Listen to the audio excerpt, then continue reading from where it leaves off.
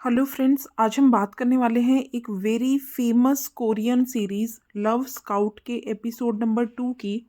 Episode 1 मेरे channel पर already available है और आप उसे देखकर अब तक की स्टोरी जान सकते हैं। एपिसोड 2 की स्टार्टिंग होती है जब यूनो की बेटी बेओल, जो काफ़ी दिनों से स्ट्रेस में थी और उसकी थेरेपी चल रही थी, अब रिकवर हो चुकी थी। आज बेओल की डॉक्टर यूनो को उसकी ड्राइंग बुक दिखा रही थी जिसमें उसने अपनी फीलिंग्स ड्रॉ की हुई थी। पिक्चर्स में फादर और डॉटर का बॉन्डिंग क्लियर बनकर सामने आ रहा था। यूनो इसे देखकर काफ़ी सेटिस्फाइड था, काफ़ी काम था। इसके बाद फादर और डॉटर दोनों ही यूनो के बेस्ट फ्रेंड कांग सियुक के बुक स्टोर पर जाते हैं। बेओल आज अपने अंकल सियुक को बता रही थी कि आज से उसकी थेरेपी ख़त्म हो गई है और वो बिल्कुल ठीक हो चुकी है।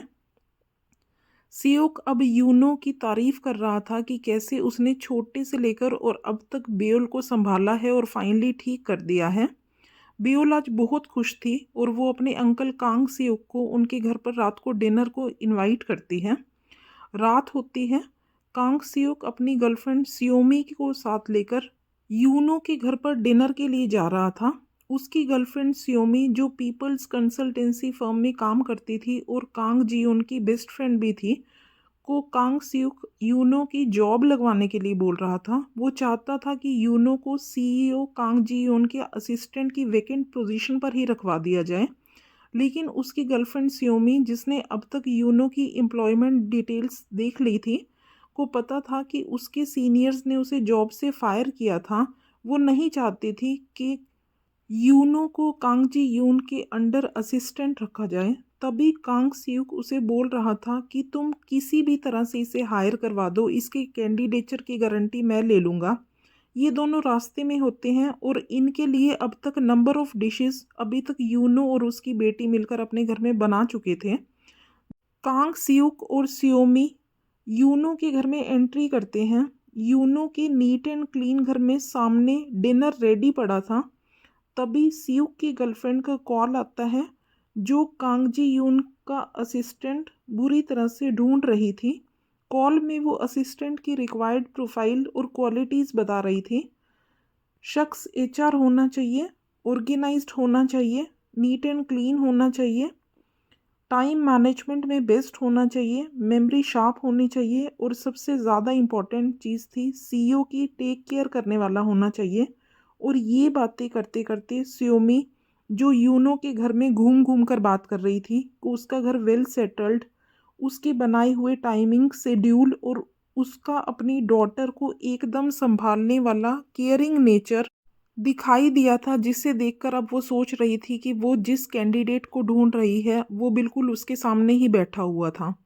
अब वो फिर से यूनो का रिज्यूमे चेक करती है। अगला दिन था। यूनो सीईओ कांग जी यून के सामने खड़ा हुआ था। यूनो, जिसे कांग जी यून ना सिर्फ डिसलाइक करती थी बल्कि उसको ज़िंदगी में कभी देखना ही नहीं चाहती थी, को उसी की बेस्ट फ्रेंड सियोमी ऑफिस में उसका असिस्टेंट बनाकर ले आती है और हायर कर चुकी थी। कांग जी यून उसे निकालने के लिए बोल रही थी और उसकी बेस्ट फ्रेंड सियोमी उसे मोस्ट क्वालिफाइड पर्सन बोलकर उसकी जॉब कंटिन्यू करवाना चाहती थी। दोनों कांग जी यून के कैबिन में अब आर्ग्यूमेंट करने लगते हैं।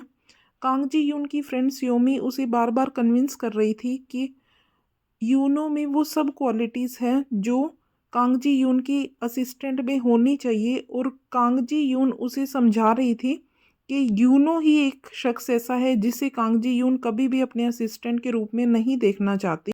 सियोमी कांग जी यून को बोल रही थी कि यूनो की गारंटी कांग सियुक भी लेने के लिए रेडी है। कांग जी यून फिर भी उसे बोल रही थी कि उसे कभी भी यूनो को अपना असिस्टेंट नहीं रखना। वो योंग की पूरी स्टोरी और हांसो इलेक्ट्रॉनिक्स वाला पूरा किस्सा अब सियोमी को बता रही थी, और सियोमी ये सब सुनकर यूनो को और भी कैपेबल और एक्स्ट्रा ऑर्डिनरी बोलने लगती है। दूर बैठा हुआ यूनो, जो अब याद कर रहा था कि कल कैसे सियोमी उसके घर में आई थी जब उसने अपनी कंपनी में यूनो को असिस्टेंट बनने का ऑफर दिया था, जिसे यूनो ने सिरे से मना कर दिया था क्योंकि कांगजी यून के असिस्टेंट के रूप में वो कभी भी पीपल्स कंपनी को ज्वाइन नहीं करना चाहता था। लेकिन कांग सियो की गर्लफ्रेंड सियोमी उसे बार बार कन्विंस कर रही थी, वो उससे रिक्वेस्ट कर रही थी कि वो सिर्फ 6 मंथ्स के लिए पीपल्स को ज्वाइन कर ले और अपनी प्रोफाइल किसी तरह से क्लीन करके वहाँ से चला जाए। तभी यूनो की बेटी को अब सियोमी कन्विंस करने लगती है कि वो अपने फादर को किसी तरह से पीपल्स को ज्वाइन करने की बात करे। फाइनली वो यूनो को 50% एक्स्ट्रा सैलरी इंक्रीमेंट का ऑफर करती है और अब यूनो हायरिंग के लिए रेडी हो गया था। यूनो को ये सब बातें याद आ रही थी, तभी कांगजी यून अपने कैबिन में आकर उसे दोबारा बोलती है कि शायद कुछ मिसअंडरस्टैंडिंग हुई है और तुम्हारी हायरिंग यहाँ पर नहीं हुई है। यूनो कांगजी यून को कन्विंस करने के लिए उससे लास्ट टाइम के कॉन्वर्सेशन के लिए माफ़ी मांग रहा था और अपने साथ काम करने के लिए उसे एक और चांस देने के लिए रिक्वेस्ट कर रहा था। कांगजी यून उससे पूछती है कि क्या तुम सच में मेरे साथ काम करना चाहते हो, मेरा असिस्टेंट बनना चाहते हो।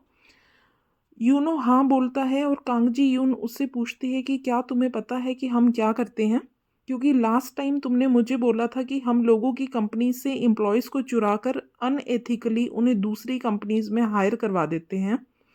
तो क्या तुम ऐसे लोगों के साथ काम करना चाहते हो।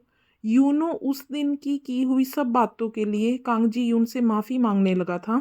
इसके बाद कांगजी यून एक मीटिंग के लिए जाने लगती है और उसे रास्ते में याद आता है कि वो फुटवियर्स पहनना भूल गई है। वो वापस अपने कैबिन में आकर फुटवियर्स ढूंढने लगती है जहाँ पर यूनो अभी भी खड़ा था और उसकी हेल्प करता है। तभी सियोमी वहाँ पर आ जाती है। अब तक कांगजी यून मीटिंग के लिए निकल चुकी थी। यूनो सियोमी से पूछता है कि क्या उसे फायर कर दिया गया है। तब सियोमी उसे बताती है कि बिल्कुल भी नहीं, और अब ये दोनों पहली हुई डिस्कशंस और डील्स पर हैंडशेक कर रहे थे। अब सियोमी यूनो को पूरे स्टाफ के साथ इंट्रोड्यूस करवा रही थी। गुआंग ही नाम का एक एम्प्लॉय उसकी वीडियो रिकॉर्डिंग कर रहा था, क्योंकि सबको लगता था कि यूनो 1-2 दिन से ज़्यादा यहाँ पर नहीं रुक पाएगा, इसलिए वो उसे याद रखने के लिए उसकी वीडियो रिकॉर्डिंग कर रहे थे। सब उसे समझा रहे थे कि अगर ब्राइट फ्यूचर चाहिए तो जल्दी से यहाँ से चले जाओ। उसे the courage to be hated जैसी बुक्स गिफ्ट कर रहे थे। सब उसे भाग जाओ, रन अवे, चले जाओ जैसी बातें कर रहे थे। तभी जियोंग वहाँ पर पहुँचता है और गिरने लगता है और यूनो उसे पकड़ लेता है। अब तक काफ़ी इंट्रोडक्शंस हो चुके थे। कांगजी यून एक सेलिम ग्रुप की एम्प्लॉय से मिलने बाहर गई हुई थी, जो उसे बता रही थी कि सेलिम ग्रुप को कोरिया में टॉलेस्ट बिल्डिंग बनाने का प्रोजेक्ट मिला है, जिसके लिए पहले उनको बेस्ट आर्किटेक्ट की ज़रूरत है, और अगर पीपल्स कंसल्टेंसी ने उन्हें उस आर्किटेक्ट को हायर करवा दिया तो बाकी की पूरी टीम भी पीपल्स कंसल्टेंसी के थ्रू ही हायर होगी। यूनजी वोन ये सुनकर काफ़ी मोटिवेटेड थी और काफ़ी खुश थी। वो अभी मीटिंग के बाद वहीं पर खड़ी थी, तभी उससे मिलने के लिए करियर वे फर्म की किम हे जिन आती है, जो उसकी राइवल थी। दोनों एक दूसरे को देखकर एक दूसरे को नीचा दिखाने की कोशिश कर रहे थे कि किम हे जिन कांगजी यून को बोल रही थी कि वो उसके बर्बाद होने का बुरी तरह से इंतज़ार कर रही है, क्योंकि वो उसकी बर्बादी के बाद उसे अपनी कंपनी में हायर कर लेगी। किम हे जिन वहाँ से ये बोलकर चली जाती है और अपनी असिस्टेंट को कांगजी यून पर नज़र बनाने के लिए बोलती है। कांगजी यून इसके बाद वापस ऑफिस आ गई थी। यूनो उसे ग्रीट करता है, लेकिन कांगजी यून उसे इग्नोर कर देती है। तभी कांगजी यून की दोस्त सियोमी उसके कैबिन में आती है और उससे पूछती है कि क्या उसे यूनो दिखाई नहीं देता। कांगजी यून उसे इस बारे में कोई भी बात नहीं करना चाहती थी। तभी सियोमी यूनो को अपने कैबिन में बुलाकर समझाना स्टार्ट करती है कि तुम्हें आज से सब क्लाइंट कंपनीज की इंफॉर्मेशन को अलाइन करना होगा, सब फाइल्स को नीट एंड क्लीन डेटा बनाना होगा, मीटिंग के रूट बना कांगजी यून के कैबिन में लगाने होंगे, एवरीडे मीटिंग का टाइम और टास्क मैनेजमेंट करना होगा, और कांगजी यून को सब बताना होगा। यूनो सियोमी की बातें सुनकर ठीक वैसे ही कर रहा था जैसे सियोमी ने उसे गाइड किया था।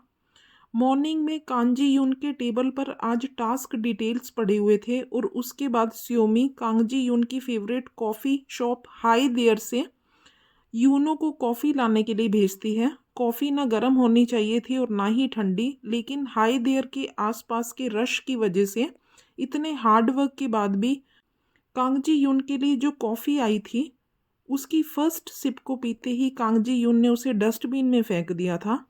इसके बाद कांग जी यून जो अपने कैबिन से एक मीटिंग के लिए बाहर जाने वाली थी और हर स्टेप पर ठोकरें खा खा कर निकल रही थी, उसकी ऐसी हालत को देखकर अब यूनो को भी बुरा लगने लग गया था। कांग जी यून नोटिस कर रही थी कि यूनो हर वक्त काम करता रहता है, किसी न किसी की हेल्प करता रहता है, जिससे अब तक पीपल्स कंपनी के सब एम्प्लॉयज़ यूनो से काफ़ी इम्प्रेस हो चुके थे और यूनो सबका फेवरेट बन चुका था। यूनो की वजह से कांग जी यून के ऑफिस में फ्रेश फ्लावर्स आने लग गए थे, हेल्दी प्लांट्स उगने लग गए थे। यूनो को याद आ रहा था कि एक चीज़ जो यूनो को हमेशा अवॉइड करनी है वो थी स्माइल, क्योंकि कांग जी यून को वो लोग बिल्कुल भी पसंद नहीं हैं जो स्माइल करते हैं। आज यूनो ऑफिस के बाद एक बुक्स एग्जीबिशन में कुछ बुक्स खरीदने आया हुआ था, जहाँ पर वो जोंगसू ह्यून से मिलता है। जोंगसू ह्यून जो अपने बेटे के साथ साथ यूनो की बेटी बेउल का भी ध्यान रखती है। वो कॉमिक बुक की ऑथर होती है, लेकिन अपनी ही बुक्स को डिस्प्ले करने में हेजिटेट हो रही होती है। यूनो उसे अपनी न्यू बुक्स को छुपाने के लिए डांट रहा था। वो यूनो से पूछ रही थी कि उसकी न्यू वर्क प्लेस कैसी है, और यूनो उसे बता रहा था कि सीईओ को छोड़कर बाकी कंपनी के सब एम्प्लॉयज़ बहुत बढ़िया है।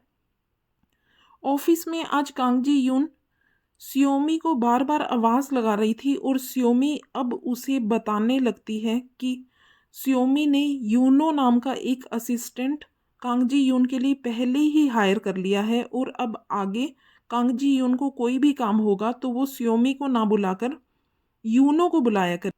कांग जी यून सियोमी से उसके लिए कॉफ़ी मंगवाने को बोलती है और सियोमी अब उसे फिर से चिल्ला देती है कि उसे जो भी काम करवाना है अपने असिस्टेंट को बोलकर करवाया करे। इसके बाद कांग जी यून अब यूनो के बारे में सोचने लगती है।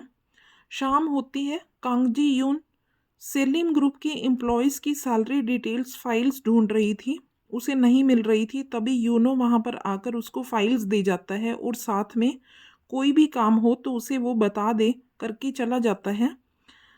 यूनो को अपने पास दोबारा आया हुआ देखकर कांग जी यून अब उससे बात करना चाहती थी। यूनो को वो अपने ऑफिस में बुलाती है।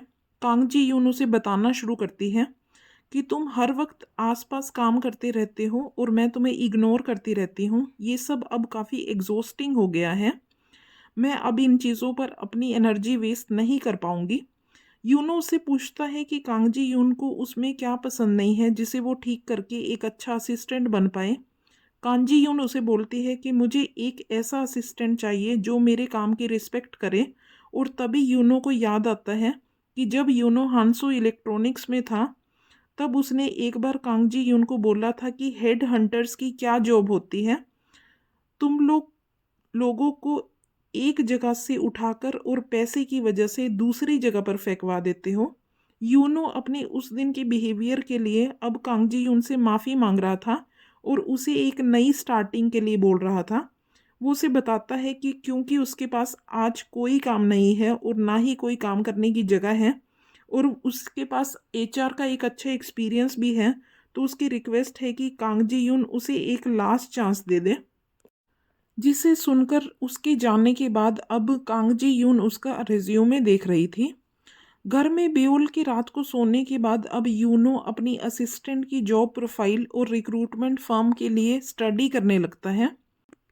अगले दिन मॉर्निंग में यूनो ऑफिस आया था और कांग जी यून को गुड मॉर्निंग के बदले आज भी उसे कोई रिस्पॉन्स नहीं मिला था। वो कांग जी यून के लिए कॉफ़ी लेने गया था और अब उसने हाई देयर से आते जाते हुए शॉर्टकट्स भी ढूंढ लिए थे, जिसकी वजह से आज कांग जी यून ने कॉफ़ी को पी लिया था, फेंका नहीं था। पेपर्स कांग जी यून के पेपर्स फ्लोर पर गिरे हुए थे और यूनो उसका सर कहीं टेबल से ना टकरा जाए इसलिए उसके साथ ही कैबिन में खड़ा हुआ था।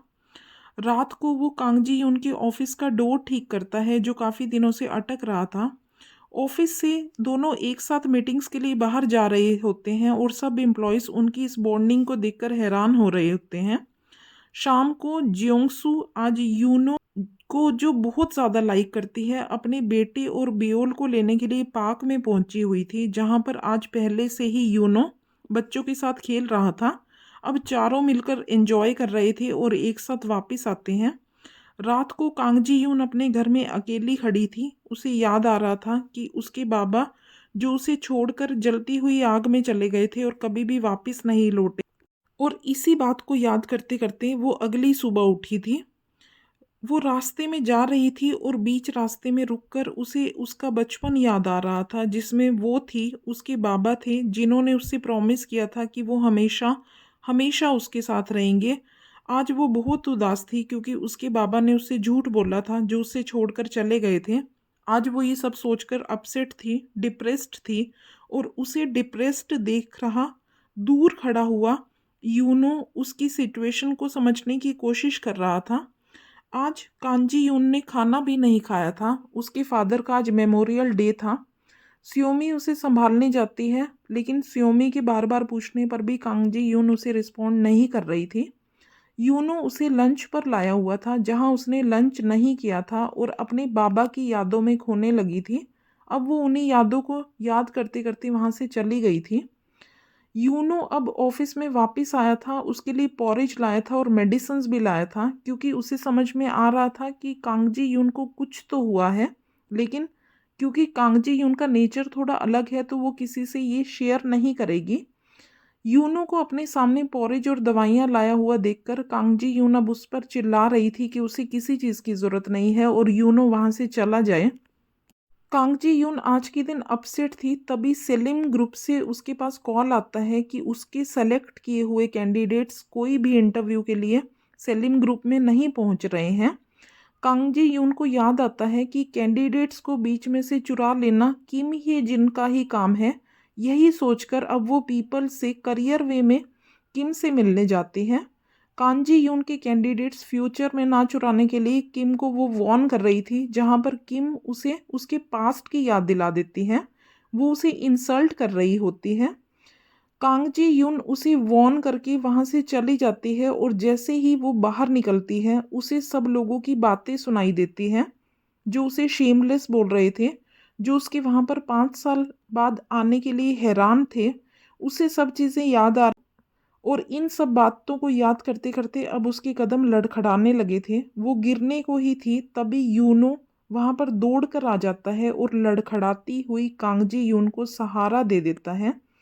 यूनो अपनी सीईओ को संभाल चुका था। कांगजी यून अब सेफ हैंड्स में थी और यहीं पर लव स्काउट का एपिसोड नंबर 2 खत्म हो जाता है। उम्मीद है आपको वीडियो पसंद आई होगी। अच्छी लगी हो तो लाइक ज़रूर कीजिएगा और अगर आपने अभी तक मेरे चैनल को सब्सक्राइब नहीं किया तो आज अभी सब्सक्राइब करके हमेशा के लिए हमसे जुड़ जाइए। अगले वीडियो के साथ जल्दी ही मुलाकात होगी। Thank you.